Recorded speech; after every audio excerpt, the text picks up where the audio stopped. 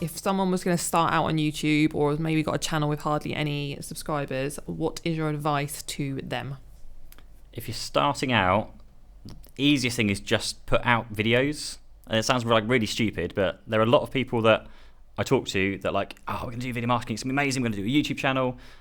They bought all the gear, like they even spent like sometimes like a couple of grand or $3,000 or something on the kit.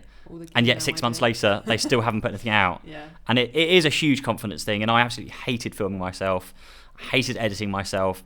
But it was that thought that if I can just get over that and just start doing this, then it can just take me to a different level and a different place. Yeah. And it has done, like undoubtedly. So that's just the main thing. Just get started just and put put stuff out. Literally. Yeah. And just do it. Don't worry too much about it being perfect and stuff. Just put it on.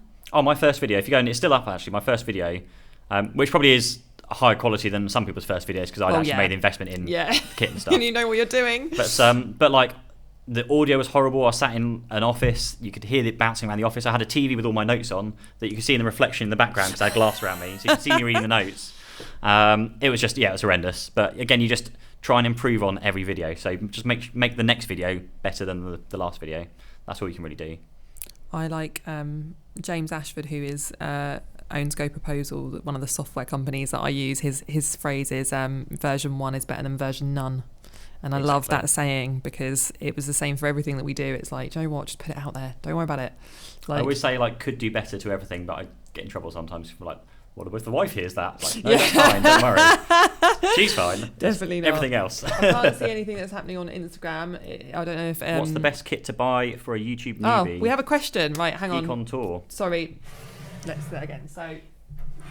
a question we have got from Geek on Tour is what's the best kit to buy for a YouTube newbie? That is a really good question. Thank you so much. Pete, over to you. So my go-to, if you affiliate marketing, go to kit.co/Pete Matheson. There's like pre-built kits that I've made where you basically like here's the basic YouTubers newbies like kit, they just buy it and what have you. But like a Sony ZV-1 or ZV-1 is like a £600 camera. I know it's still quite pushing it for a lot of people, but that's like the YouTuber's camera. It's great. It's a great all-round camera, great autofocus. You can use it for vlogging, which is when you're out and about, or you can just sit up on a tripod and use it like these. But even to be honest, like just the phone in your pocket, like so many people say that and you go, oh yeah, right, okay. But actually it's all about the content you make, not like the quality. Like get the audio right is the main thing, I'd say. You know, you Luke's can watch a pretty shoddy video. Luke is always saying that about the audio. If the audio is wrong, then people just won't watch it. Yeah. And then you can fix the audio quality, the video quality later on. So get the audio, and you can get like there's a Rode Video Micro, which I still use today. It's a tiny little mic that sits on top of the camera. It's like 20 quid, like really, really cheap. Get that. That fixes the audio problems. Do not use the inbuilt audio on any camera, apart from maybe your iPhone, because that's all right. But any camera, inbuilt microphone, crap. Don't touch it. I mean, I did believe you, Luke, when you told me that over and over and over again, because he was like, we need to get these mics and we've ordered these mics and stuff, and like you can see we've got mics everywhere. But now you're saying it as well, so it reinforces that fact that because all you'd hear without the mics, you just hear it echoing around the room and it would sound crap. So I did try and edit that after. My God, I did one video on my old iPhone, put it on LinkedIn, and my husband was literally like, "You sound like you've recorded that on a potato. What are you doing? Like, take it down." And I was just like, "It's not that bad." I listened to it; it was horrendous, like literally horrendous. Cool. We'll take some more questions off anybody. We've got one from Slim Boy Fat 73. Nice name. Great, yeah. Good afternoon. Hi. How much investment is needed to start off with? Well, you did kind of just answer that, but if you could just sort of investment wise, as much as nothing, because you've got it in your pocket if it's a phone, and then you can get some free video editing software and 20 quid for a mic. 20 quid for a mic.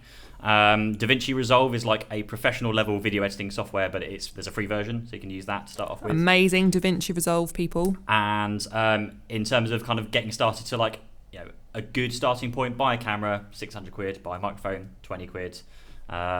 What else am I missing? What else do you need video gear wise? What do you need? Like basic softbox light. Oh, yeah, softbox. A light and a softbox. Godox SL60Ws, which you're using here as well. They're really good. They're about 100 quid each. A softbox to go on the front of them, about 50 to 100 quid. Again, so maybe a grand. So if we said if you weren't going to do it on your phone and you genuinely wanted to actually start doing it properly with a camera and everything, if we say a grand, we'll get you set I would up. say push it up to 1,500 just to associate for like the little like tripod and little bits and screws and those kind of things that you need. But easily for 1,500. And then cards and a hard drive as well. Yeah, SD cards, yeah. SD cards, yeah. And obviously factor in the fact that when you start earning money from these channels, you're going to need an accountant. So just need to budget for that as well. Cool. It takes you a very long time. So the whole with YouTube monetization, you need 100 subscribers to be able to name your channel. You need 1,000 subscribers to be able to monetize your content. And so monetization. 650.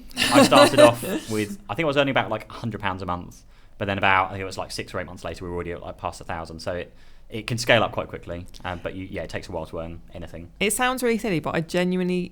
I don't even care if it's £1 that I earn. I literally just want to earn some money from YouTube just so I can say that that is how sad I am, and I have no shame in admitting that. Absolutely no shame.